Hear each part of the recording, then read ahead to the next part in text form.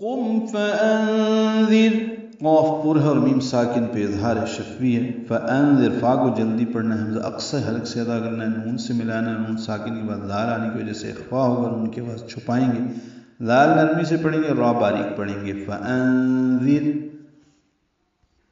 اٹھیے اور لوگوں کو ڈرائیں، یعنی خبردار کریں. وَرَبَّكَ فَكَبِّرْ، واو ہونٹوں کی نہ تمام گلائی سے ادا کریں گے، را پر پڑھیں گے، با سے ملائیں گے، کاف باریک ہے، فکبر میں کاف باریک ہے اور با سے ملانا ہے، بر میں را باریک ہے، فکبر.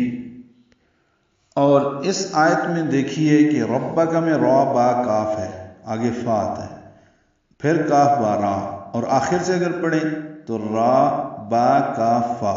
تو شروع سے پڑھیں ربک سے، را با کاف فا، آخر سے دیکھیں را با کاف فا.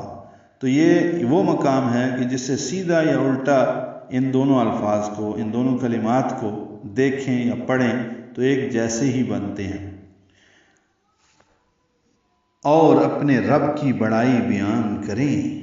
وَثِيَابَكَ فَطَهِّرْ، واو ہونٹوں کی نہ تمام گلائی سے ادا کریں گے، تھا نرمی سے پڑھیں گے، یا الف مدہ ہے تو حرکات لمبا ہے، با کاف باریک ہے، فطاہر، تو پر پڑھیں گے، ہا سے ملائیں گے، ہا کو را سے ملائیں گے، را باریک ہو جائے گی کیونکہ پیچھے ہا کے نیچے زیر ہے. فطاہر، اور اپنا لباس پاک رکھیں.